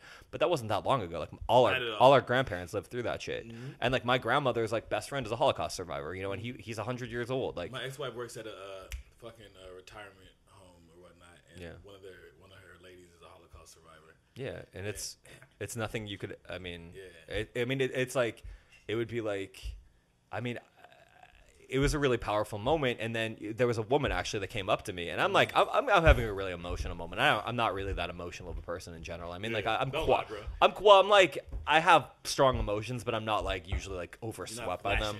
Yeah. And I'm certainly not, I'm not about to like tweet my emotions on the internet or something. Say that for me. Yeah. And and this woman came up to me, and she must have been 80 years old, 78 years old, and she looked just like my grandma. And she like holds out like these like nuts and like raisins. My grandma's been dead for like 12 years, and I really love my grandma. And she looked just like her, and she held these like nuts and raisins, which are like just like the ones that were in my grandma's. Like your grandma is like weird candies and shit. And it just was like that, and it was like weird, and I just like like you're like, that's my grandma, and like it's not, but it just was like a really powerful experience. So that was like my one it's my Israeli Burning Man experience, which was, it ended up being like a pretty I think it was a good story, but it that's fucking crazy. It was the craziest. It was still. But I was in Panama like not long. I was in Japan. I didn't even talk to you about Japan. Probably. Where'd you go in Japan? It's just Kyoto and Tokyo and Nagoya. Kyoto, Tokyo. I think I wanted to go to Osaka because of your frequent raves. Ooh. Osaka. Need I say more? Yeah, no. What else is going on? Kyoto is beautiful. Kyoto's the most beautiful place I think I've ever been. It's like Asian Jerusalem kind of, except I would much rather prefer Kyoto. Because it's like a spiritual center of the world. Yeah, I think I liked Osaka because when I used to go to Japan, I liked Osaka because Osaka, it reminded me of being in like more of the hood a little bit, like more being in like what South LA could be. I said South LA. who am I? Oh, like what happened to you? You were always like Mr. Yeah. South Central. Well, I don't LA like could that be. the thing about South Central, because South Central is a reminder of like the housing covenants. It's important that shit is remembered. Yeah, definitely. I mean, if The you don't housing know, covenants are that's the because black people had to leave only could live south of Central Avenue. Yeah. You know, and that's a reminder of like LA's historic like racism and shit. Yeah. So it's like it's important that The shit. only people who sold houses to black people were Jewish people, Japanese people. Really interesting. From what I know, from what my aunt told me. You know what I'm saying? But I liked Osaka a lot for that reason. But then once I got all like hippy dippy and shit like that, our tour routes changed. We stopped going to Kyoto. Yeah. You know, and then you played shows in Kyoto. We played one show in Kyoto. That must have been I'd be curious what nightlife is like in Kyoto. It's probably kind of cool. They said Jerusalem, it's super intense because of the intensity of the energy. Yeah. No, in Kyoto, it was a tiny show, but I had the best time I've ever had at a nightclub in Japan. You know what I'm saying? Like you go to Tokyo, and there's like, here's entertainment for you. Yeah. Here, this is a thing to do. We're trying to sell you this, and you go to Osaka, and it's like. You know, it's much like LA. There's something going on every night, and it's like curated to a thing where it's like, here's a reggae night, and here's this. Yeah, the Japanese are so amazing at that. We're like, wait, did you go to the Golden Guy in Tokyo? No, I didn't go. But when I went to Kyoto, I went to a fucking nightclub that was like, somebody was just playing all the hip hop records they wanted to play. Yeah, like you know, they would play some CL Smooth, but then they would play. You know, they played jerk music. This is like early, cool. You know, I would fuck with that city again if I had the chance. Though I think I went there 2 times, but you know, in my ratchet times, Osaka was tight. You're ratchet. Now that you're a man of on the up and up at all times. Now I'm basically celibate right now. Are you? Yeah. How's that going? It's going all right. It's going on. It's like I don't know if I don't have game or or if it's by choice. Yeah, I don't know if it's by choice. You know, it's more like sometimes like it's when you get out of something, it's just like that's not the priority. Yeah. You know, I literally just like I just want to make music and kick it with my homies. Were you fucked up with the Rick Ross thing the other day where he looked like he was gonna die? Because that's one of your favorite rappers. Yeah. I mean, I like Rick Ross a lot too. He slips in and out of my top 5. I know, yeah, which is an unusual pick, but I respect it. You know, I actually watched the actual Rick Ross documentary, and he was getting his haircut by my homie. Of the drug dealer, or the drug like, dealer. Yeah. Well, I thought the Rick Ross thing was a hoax, right? I don't think it was a hoax. I think it was real. He was in the hospital. I think he was in the hospital, but they said he was hooked up to all these machines, and then later on they said it was a hoax that he wasn't going to die. But I mean, he could. I think he's a heavyset guy. He's had multiple. He's a heavyset guy with a history of multiple seizures. I bet you it was pretty serious. Yeah. But I mean, it's amazing he lived. Yeah. I mean, it's amazing like Lil Wayne lived from those seizures. Those and shit. Seizures, yeah. I mean, lean is a terrible drug. It's a terrible drug, but I tell you. I mean, it might not be lean this time. I don't know. Codeine. If you're a writer, you know, why do you think so many writers drink, bro? Well, I mean, but the thing is, I think they don't drink while they're writing usually. Yeah, well, here's the thing: the drinking while you write makes you stupid. It like limits your functions. Yeah, like just being on codeine, in this fucking studio is like all my thoughts are coming at the rate that they would come at, but it's like fucking. You ever just took your time in the morning and like slowly clean your room? Yeah. That's what Well, that's like kind of sometimes I'll get I've stopped I used to do it a lot. I would get high in the middle of the day, and then you kind of realize the meaninglessness of everything, and like you go at your own pace. That's what the codeine and the opiates do. So I'm not saying you know I took some fucking bless you. Excuse me. I took some of that shit in the studio, and like literally like the shit that used to happen. And now I just do it naturally because I understand what I need to do to like make it's like an alchemical balance kind of you need to get to. Yeah, but I remember sitting with a bunch of producers like just selecting beats while you're on that shit. Like a lot of times like me, somebody will play a couple records, they hear like 5 records, and I'll be like, man, I'm gonna pick one of them motherfuckers. Yeah. If you're on that shit, you'll go through a motherfucker's whole everything he's got in his computer until it feels right, and then you like, I really like the 17th when he played. And you're on number like 45. You know, like, all right, cool, I'm gonna go to 17. 17 works. And then you know, like, hey, but change that drum. Let's change that drum real quick. And you sit and have the patience for that. If you give me an 8-hour session and some motherfucking codeine and a codeine pill, yeah, I'll come out just with a tight ass beat and at least a chorus or an idea. Yeah, you know. Yeah, that's the springboard for a good song. I'm not promoting the drug. I mean, there's like there's a history. I mean, like if you look at the history of like writers with opium, it's like a very storied history. Yeah, you know, it's motherfuckers. You hyperactive brains, bro. That's what it is. Yeah, I feel like I mean, I don't know. That's kind of like why I was like, I don't think I could ever quit weed entirely because sometimes you kind of need to slow it down. A little bit. Sometimes weed doesn't slow it down for some people. It depends on I think the strain. I don't know. The weed shit now is too strong though. I would be like, you sound like an old man. No, bro. I want to be able to buy like 2004 weed. Like they need to sell like this is the strain. That's a great idea. Like here's this. I gotta piss real quick. Yeah, well, all right. Sorry. We're back. I just found out that I'm gonna be in Denver on April 14th for a show. Somebody just hit me up.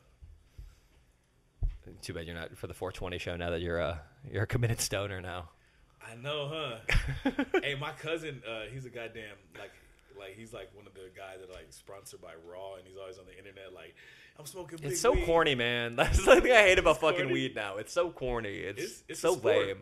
It's so lame. It's so like it? It's a horrible. I mean, I like smoking. I like being high. And it used to be, but now it's like one of those things. It's like, oh god, like everyone. You know what I mean? It's like, it's just like wine people. Wine people, yeah. I'm like fuck you. Like, except they're way more turned. I just got some good news. My brother passed the LAPD written portion. How do you feel about your brother being a cop? I always wanted him to be a cop. Really? Yeah. I could see that. I don't want to like most of my family are gangs, you know. Yeah. And I'm like, and even as a young dude, like one of my best friends, like we got pulled over, and you know, like this story is hilarious. Basically, we got pulled over. The cops asked me, "You got anything in the car that I should know about?" Yeah. And I was like, "A fucking engine." And then they're like, "Get off the car!" And then so he snatches out the car. And my friend, he was you know, he's from a certain neighborhood, and you know, he was so mad. He was looking at me. He was like, "Fuck you, I so fucking hate you." And I was like, "All right, cool, like whatever." Anyway, they asked me a set of questions, and I was like, "I'm not from nowhere." Then they asked him a set of questions, and he was like, "Oh, I'm from Wooty Woot. My name is this, so and so." Like, and I was like, "Why the fuck did you do that?" And he's just like, "I got to do that." And I was like, "No, you just got put into this fucking file." He's like, "Well, it's just like I have to do it." Anyway, why did he have to do it? Like out of pride? I don't know why the fuck he had to do it. But anyway, when we got it pulled out the car, he was mad at me. He was like, "Bro, I had drugs on me that I had to shove up he had basically crack he had to shove up his butthole." And how old were you? I don't know, fucking 18. I had a Ford Focus, 18, 19. Jeez. But then this motherfucker, you know. But then I was like, "Bro, you could be a cop. Like you can. They do what you guys do. Yeah. You know what I'm saying? Like."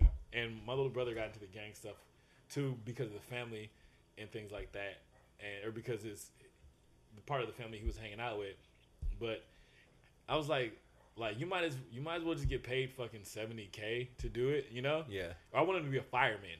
You know what I'm saying? That'd be a lot more chill, I think. Yeah, but I think he'd be a good cop. Like he's a loving dude. You know, Yeah. like I would.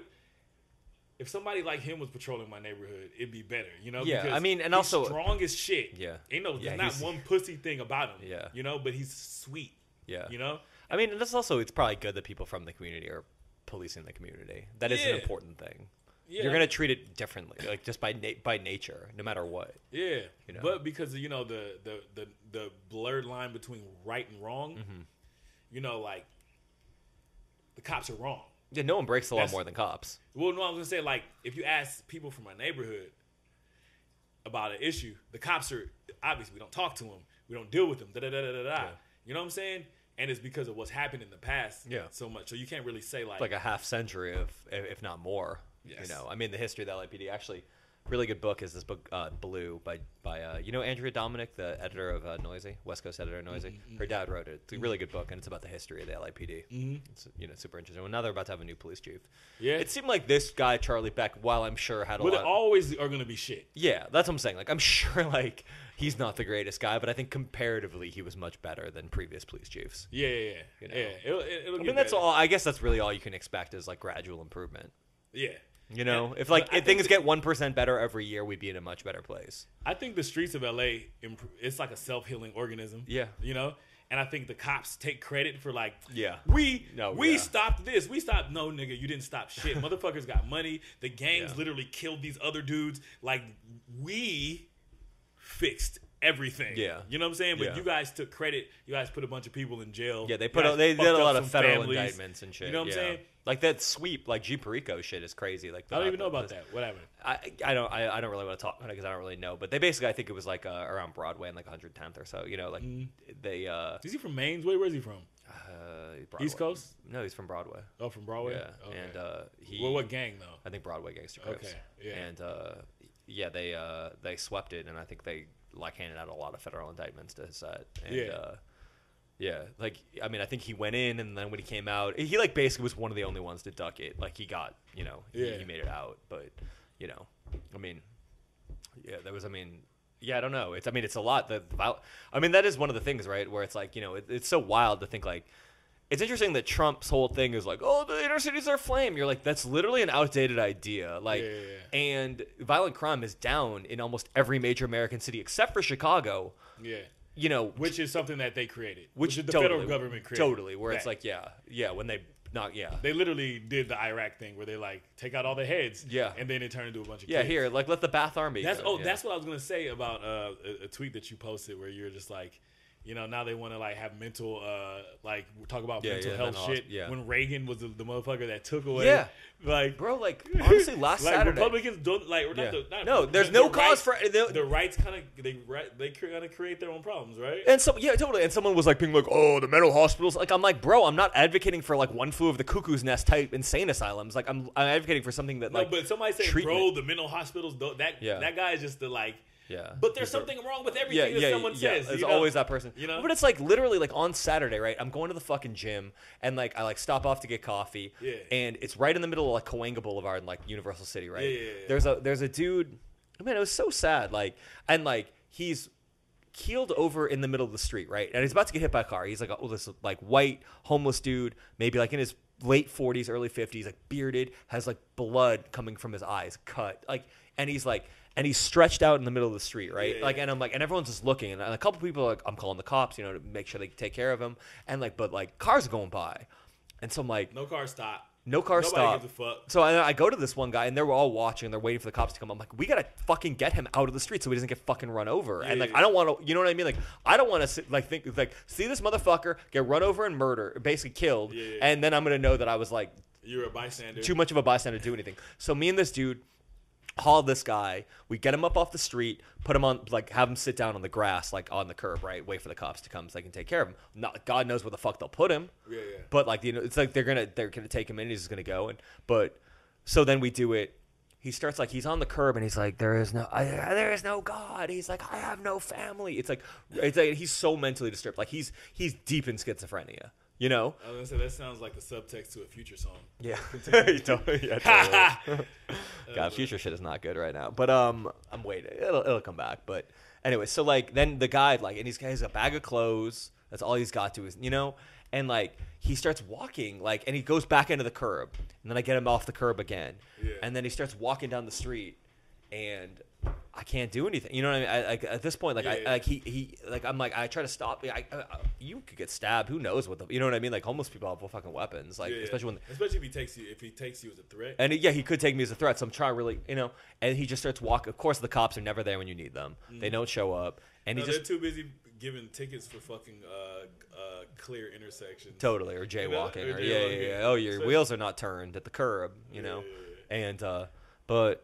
Yeah, man, and like I mean, there's right now a homeless epidemic in LA. It's like out of control. I mean, and there are no fucking mental hospitals where like a lot of these homeless people they're schizophrenic or they have, and it's like you think about it, you're like that makes a lot of sense. Like going insane when dealing with this world makes more sense to me than like being a really sane person who doesn't take drugs and is like a squeaky clean. I mean, and like it's funny because all these fucking Republicans, I'm like, your children are junkies. Yeah. You know what I mean? Like I went to the. Well, they're like a lot of them are lying to themselves. Yeah. You know, because like you might be. A lot of them are junkies too. Like this is what You know, I'm almost everyone in this country is a junkie to something. I'm in this house, right? So you pay for a house cleaner to come clean everything up on the surface. But how often do you do you get a check for mold? Yeah. You know what I'm saying? Yeah. And so these are the people that are like hyper clean, you know. In their house, it always smells like fucking lemon scented whatever, you know what I'm saying? Yeah. But then they have mold, you know, and that's what they do. It was wild, man. I went to the Republican National Convention last. Why?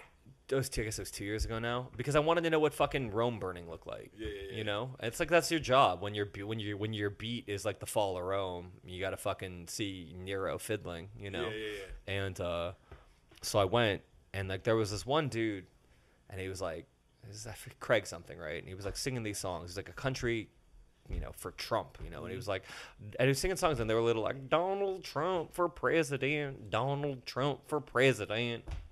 And I was like, all right, I'm gonna talk to this guy. I started talking to him. It's like, where'd you? That's your first mistake. No. But it was mistake was going there. Second mistake was talking to that guy. And I know. What I did, in the name of journalism. And I forgot, this is your job. I should maybe your jobs. But everyone would rather podcast. That's the problem, because everyone is like, oh, I'll just live on Twitter or podcast or something. You know what I mean? Everyone's like, man, I hope I can get a hot podcast to get out of journalism. You're like, no, like people need to write and report. But so I start talking to this dude, and he basically, long story short, I was like, did you ever? You know, he tells me that his son had died about 8 months before of a heroin overdose or an opiate overdose. Might have been oxy or whatever. And he was like from upstate New York. Yeah. And I was like, had you ever voted? He's like, did you ever vote Democrat? And he's like, I never voted in my life until now. And then, Donald Trump sold him the snake oil. They're like, come sing at his rallies. He's going to get rid of you know what I mean? And in their way. And you're like, okay, well, they're like, the drugs came probably from Mexico, right? So they're like, okay, well, then Mexican people are bad because, like, the cartels are bad, which is like a total wrong. You know what I mean? Like, they're like, most Mexican people are not in cartels. And he's like, Donald Trump will get rid of, the wall and it'll stop the heroin. And, they believed all that bullshit. So it was just sad, and you saw someone get diluted. But fast forward, right, 6 months after the election, who do I see on CNN? This motherfucker being like, I regret my decision. 6 months after. But you know what? I bet I bet he votes for him in 2020. I was going to say, what's the point of saying you regret your decision if you made the decision? You might as well just shut the fuck up. Well, I mean, he was the kind of guy that was like literally singing songs. But it's like you felt bad because it was like, here's this dude grieving. I bought his CD because I felt like obligated. You know what I mean? Because it's like I talked to him, I'm going to use him for my story. At least I can do is give him $10 for a CD. Yeah. And it's like you open up the CD and it's like his kid, and it's like a thing to his kid, and you're like, it was just heartbreaking because you're like, man, there's a lot going on in this country that's fucked up. And I guess that's where, like, I don't know, I guess. That's probably how much I've changed in the last 2 years. You're just aware of, like, I'm more aware and I'm angrier, I think, because I was always probably angry, but I think now I don't know. I really want to figure out a way to make it a little bit better. I don't know what I can't. And that, I guess, where the LA Weekly thing is, like, you know what? That, to me, I was like, all right, the Nazis are invading you in your backyard. That's how you do it. You know what I mean? Well, that's like one thing, because I want it to be, and I guess we're going full circle with it, but the LA Weekly, like, I want it to be. People have to know that they can't exploit other people, and they can, but there's going to be repercussions for it, and people are going to stand up and say, no, you can't do this. Mm-hmm. You can't pull your slick shit. I'm not going to deal. And like people from LA, you can't. They came in and they said LA is not a cultural capital on par with New York or San Francisco. Who said that? The owner, one of the new owners. Oh no! In the LA Times. Catch his fade. Let's go. Yeah, I was like, what? You said what? Yeah. From motherfucker from Dana Point? Yeah, like, are you? And like, I think I was quoted somewhere being like, tell him to go visit Draco in jail. He said like New York or who? San Francisco. San Francisco. That LA is not a cultural capital on par, and they said that like they had another article saying that. Have you ever hung out in San Francisco? Dog, that shit. I love people that still live in San Francisco, but that shit is dead. I'm so sorry. I'm so sorry for the people that are from there. San Francisco even lives in San Francisco. No. The last time I spent some time in San Francisco, and I've been going up to the Bay since I was. Yeah. I was born in San Jose. Yeah. I've been going up to the Bay since I was 2. You lived in Fairfield. I lived in Fairfield, but I moved down here when I was 2. I've been going up to the Bay every summer of my life since then, right? Yeah. So I remember, like my dad sold cars in San Francisco. I fucking I think he had an apartment in San Francisco. Look at all the rap from San Francisco, like Hunters Point, the Fillmore, I was legendary. Yeah, recently, but fucking Fillmore doesn't even exist anymore. I remember San Francisco. That would be a place. For one, traffic wasn't a thing there, but secondly, there was no way that there'd be a road rage in San Francisco because there was a general tone laid of back, how people from the city cared about people. Yeah. which is almost why the homeless problem existed there, because it was so much compassion that like they would do their best to take care of it. They would actually pay homeless people for a while. That shit is so sanitary. Yeah. And it's so sanitary, and there's so many people that aren't from there. Yeah. That like you could not call it a culture cap. Like San Francisco is a fucking shopping mall, and like to me. Well, New York has become like that too, and that's like what like I think the fear about LA, and that's the thing, right? Like, and it's like at a certain point, like I don't know how tapped in you are with the Boyle Heights thing. Where like they're like, no, we don't want your art galleries. Yeah. And you know what I mean? Where it's like, look, I get in the abstract that is a bad thing to bar people from like your neighborhood. Like that is not but when you are like, there are no rules to asymmetrical warfare. Mm-hmm. And when your neighborhood is about to be invaded by a bunch of muddied interests that are about to exploit it, and that's how I felt about the LA Weekly. I was like, that was my hood. You know what I mean? That's my hood. And you've been holding that down forever. I've been holding it down for a decade, right? Yeah. And these motherfuckers didn't even know who I was. Yeah. I'm not even joking. I do not think they read the newspaper, because when I went on my scorched earth tirade the first weekend, they came in on Monday. I had like a mole in there for a couple days, but he resigned. Yeah. And they were like, "Who's this Weiss guy?" They didn't even know. I'd had a column there for 6 years, and I'd written for them for 10. I'd won awards. Who's Tukey Williams? Yeah. Yeah. Weiss 1981. Yeah. But no, that's like it was yeah. So what's the end game with that? So and how do you like? I want at this point, anyone with like that cares about the city of Los Angeles and understands the city of Los Angeles and wants to hire people that will treat it like a cultural jewel and represent like the real. And I think we're both from here. Like all our friends are from here. Like it doesn't matter. Like, and I think that was why, I feel like that was one of the reasons I think why we became friends, is like we both came from like literally polar opposite hoods, but we understood the city in a similar, obviously very different, but like there were a lot of shared, and that makes me really mad, because I feel like that somebody that's not from here off top couldn't understand it. People from the OC, like from like Irvine and Dana Point, like not even like Santa Ana. Like I've been dealing with a lot of transplants, especially from the dating shit. Yeah, I've been dealing with them from the music industry shit, and nothing means anything to them. No. You know what I'm saying? It's like one of those things, right? Like, look, the thing that when you stay at a hotel, the thing that how do you treat the hotel? Well, no, I don't even think it's that. It's not that they treat it like shit. It's that what I'm trying to say. I mean, there are a lot of wonderful transplants that are like close friends of mine. I mean, for sure. But there's no difference. Like motherfuckers, they would go to South Central and be like, "Are we in Compton?" Totally. Exactly. They call, or like, they're in Santa Monica and they're on the cell phone and be like, "I'm at Venice Beach." And like totally, yeah. Well, it's a perfect example. Is like when I was talking about Greedo, right? Mm-hmm. What side of the Jordan Downs project are you on? Mm-hmm. Yeah, because that means a lot. You know what I mean? Like that is the difference between life and death. Yeah. You know what I mean? And that's the kind of thing where I was like, LA is like a block. And basically, so right now, if you made it this long in the Shots Fired episode, I assume you are a real one. And so or right now, motherfucking, or you got too much time on your hands, nosy ass fake one. Yeah. But we have a Boycott LA Weekly website right now, so they have an event. They try to do these events, right? And they're really exploiting the brand that I helped build, and a lot of, me and thousands of really gifted writers, but at least in the music sphere, I feel like, I was definitely their most. Most articles. You don't have to over-explain. Yeah, no, you know what I mean. Yeah, I don't need to fucking brag. I'm not trying to brag. Everybody put their shit in. Hey, I was thinking about this with you and a lot of LA rap, because you're one of the first local journalists to write about me. You're, if not the first. I think I was the first. Yeah, for sure. Yeah, not the first. Like substantial. And a lot of shit. Like, look up. The first person Mike wrote about Greedo, Draco, Perico, all the, like Kendrick, really. You're like Paul Revere. Yeah, you know what I'm saying? Rap game Paul Revere. You're like Paul Revere for LA, and for like any like publication that you end up working with, whether it be yourself or anything like that, like they're gonna shine because of it, because you put yourself in any situation, you're gonna do the same thing. You know what I'm saying? I appreciate that. Yeah. But like the weekly, it's like my baby. You know what I mean? Like it was like I took like. Just as a business, like just me being a fucking businessman. If I was these OC motherfuckers, instead of trying to like fucking scorch earth and find new Jeff Weisses. Yeah. You know what I'm saying? Well, but that's the thing. They were so ignorant. They thought that they were just like, they thought that they could just fire everyone. Yeah. I didn't get fired. I resigned because I was like, oh, what am I going to fucking still write for these? I'm going to write for a bunch of Republicans when they fired every fucking talented editor, everyone I worked with for the last several years. Like, go fuck yourself, Yeah. Anyway, so we have like a website, Boycott LA Weekly, and we're trying to shut down this event called it's the Essentials. So like they have all these the restaurants, right? Most restaurants not to fuck with them. Yeah. So they're doing another event. We shut down their first one. They're doing another event. It's March 25th, and we're trying to basically get everyone. So if you're listening to this, go to the Boycott LA Weekly website, boycottlweekly.com. There's a bunch of phone calls you can make. You got to call up every one of these motherfucking restaurants. There's a call script there, and just I don't care if you live in LA, if you fuck with me, or like James was a columnist there. Like if you fuck with like journalism or culture and don't want it to be exploited, if these men supported Donald Trump, they supported Mitch McConnell, they supported a bunch of heinous motherfucking candidates, a lot of Republicans all over across the globe. Like they're in like PACs. It's really like the more I dug into it, the darker it got. And it wasn't, me, I'm not a conspiracy theorist in the slightest bit, but it's real. No, wait, let me see. I'm trying to go. Do I have any memory of you being a conspiracy theorist? No. I can't say that I do. I'm not. I don't remember I'm not Mike. Everything.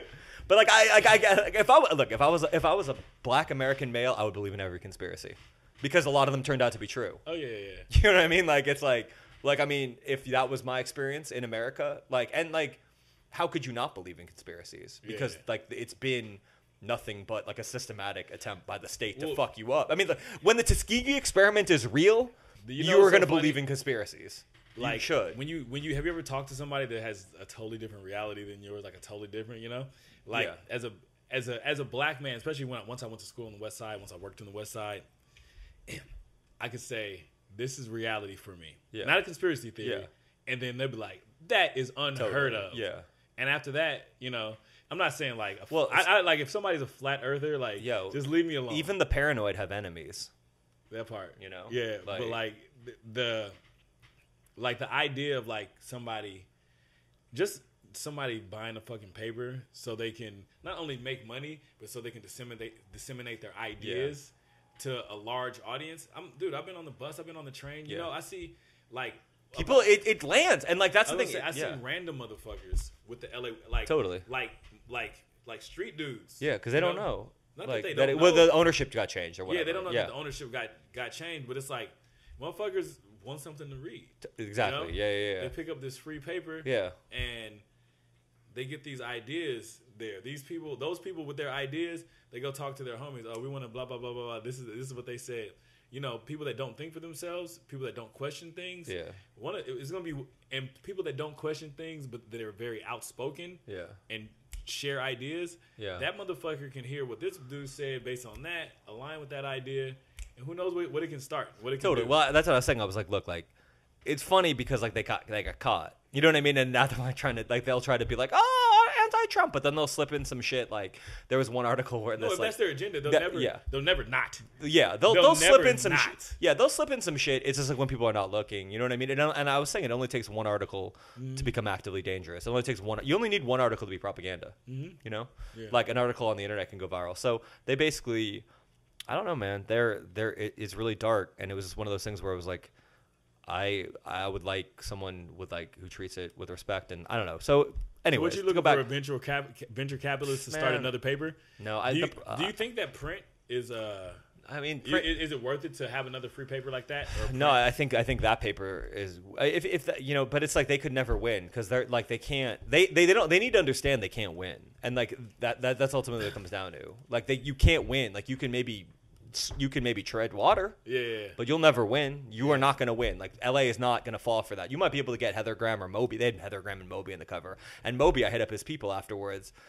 And I shouldn't say it out loud, but they're like, he didn't know, and he didn't share it. And props to Moby for not sharing it. He should publicly apologize because he's a liberal, and they didn't censor his shit, but it's they're using him, and it's look, even if the LA Weekly continued to be a very liberal paper, there's something very insidious about the fact that the profits that these men would be funneled right back into ultra right wing things. So it's doesn't matter what the fucking content is.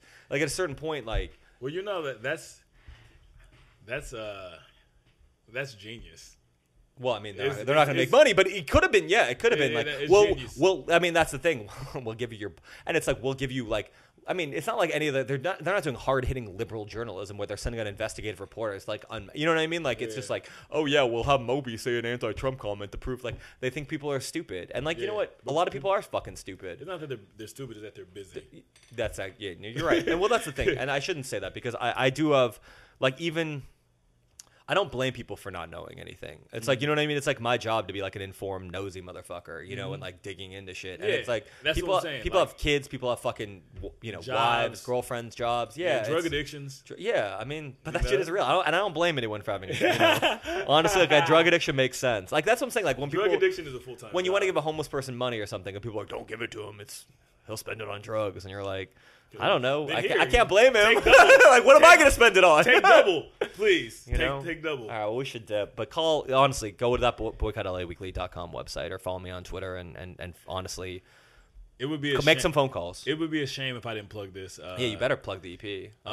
Just my Spotify, period. Just go to the No Can Do Spotify and listen to the last 3 projects I did. Severed, which has the song that let me know that I have something to say, and I'm actually a good songwriter. Yeah, El Camino is honestly one of the best songs of the last 5. Like I said that when you had, what was it, 1998? 1998 is 1998 on King. That's the well, one. That's what I said. I was like, when you write a good song, it is as good as anybody's best song. Yeah. Like when you know what I mean. When it comes together, like it's like some of the most powerful music. Yeah. Like I think. Thank you. I mean, so then I did King Snake right after, and then I have 1998. That's the one I was going to plug off of that. Yeah. Which is basically, I wouldn't say that it's as powerful, as good as El Camino. It's really great. I had an intention. I was like, I want to do what Smashing Pumpkins did for me as a kid, you know, which is like, and what I want to do for my neighborhood, basically. I want to just make a nostalgic song for my hood from a time that was special. You know what I'm saying? Yeah. Well, and I did that well in that song. And then the M.O.T.H project, there's a song that's called M.O.T.H. It's the acronym for Matter to the Heart, which is basically like my adult take on love and the complexities of dating, divorce, fucking, you know, girlfriend, boyfriend, fucking the space in between type shit, you know? And so that, and then, you know, Twitter's MC No Can Do. I mean, Instagram MC your music always like it's been wonderful to watch you like kind of embrace your kind of like you know, you go deep and it's always heartfelt and it's never insincere, and like you can hear, you know, we talk about Greedo, it's like you know, you can hear the pain in your music as well, and I think it's very powerful. Thank you. You know, and I think you also write about things with a lot of nuance, which a lot of people don't necessarily do that often. You know, you can't hear me smiling. I'm with Jeff said I write with nuance. Yeah. Well, you like, you know, it's like the joke on the internet. It's like got to hear both sides. Yeah. But it's like, you know, one of my favorite cliches is the F. Scott Fitzgerald quote about the test of a first-rate mind is to hold 2 opposing ideas in their head at the same time. And I thought you do that really well. Yeah. And to not choose, but just to leave them up there. Yeah. For to leave it up there for the user to make the choice. Because for me as a writer, I just when I was younger, you know, in my 20s, you know, I was like, this is what I think you should think.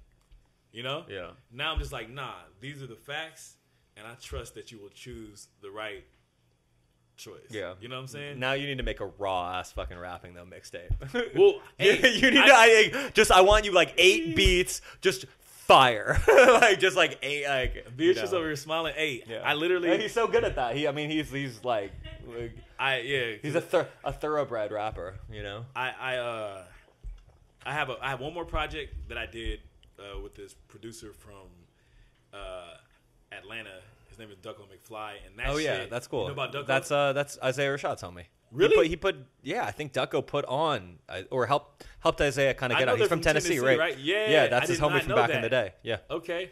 Well, should do more shots fired and get Isaiah back on. Yeah, that was a weird interview though, because he got a chip on his shoulder.